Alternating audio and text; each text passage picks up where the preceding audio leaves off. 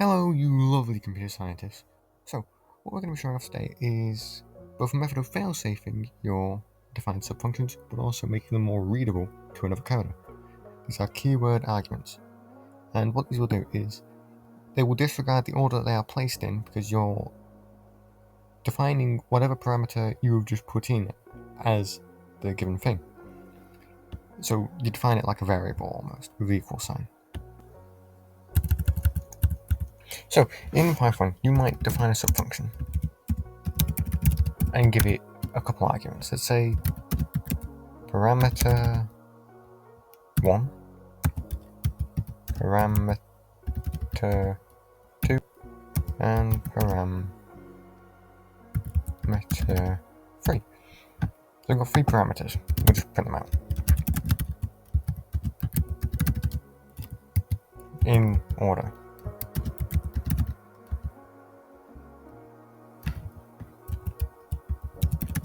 So that way we can see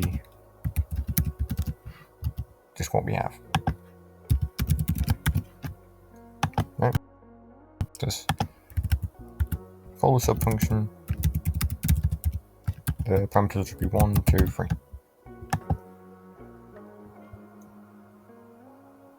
I misspelt it when I was defining it. But yes, 1, 2, 3. This is all well and good to call. You can call it again with 4, 5, 6. And we'll get the same thing. But notice how I'm inputting it in the exact order, right? It's not 2, 3, 1 or 3, 2, 1 or anything like that. Because if I do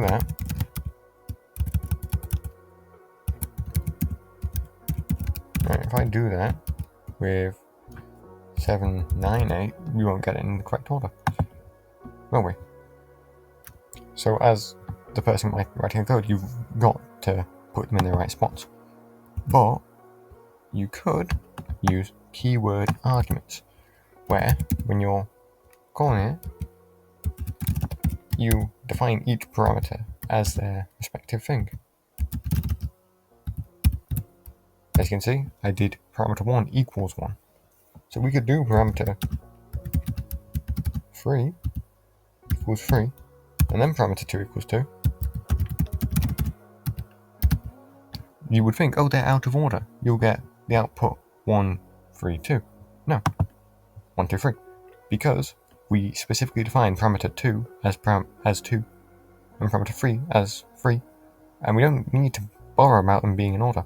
And not only does that make it a little bit nicer, failsafe wise, but it makes it a lot more readable. Because you can see, oh, that's what that is, that's what that is, that's what that is. And another coder coming in will also see that's what the exact thing is. So you need to constantly check back to the subfunction and see, oh, the first one is parameter 1, the second one is parameter 2, third one is parameter 3.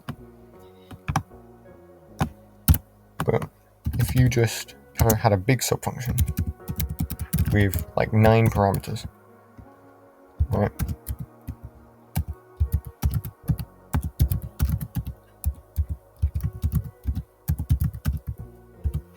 Five parameters.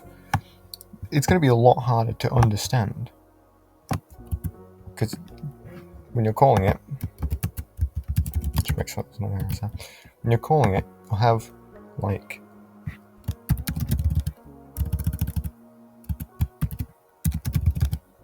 first parameter, your second parameter, your third parameter, your fourth parameter, your fifth parameter. Someone who doesn't yet know the subfunction, this looks like gibberish. But if you have it as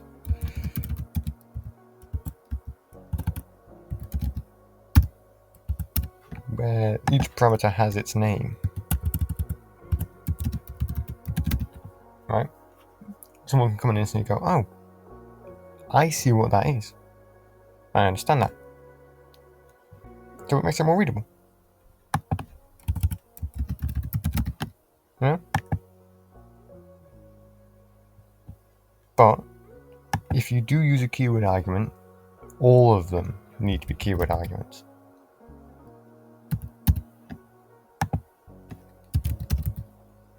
This is because, not always, right? We did do the first one as keyword parameter, but it can knock your parameter list out of whack. We do another keyword argument. Oh, misspelling. But if you use one keyword argument, you've got to use them all. But they're amazing for failsafes and amazing for readability.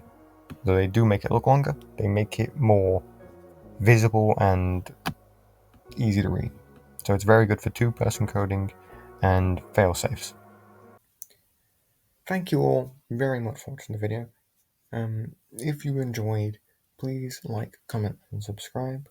And please comment especially because I like learning how you learn, and it helps me make better videos which are more educational and more concise.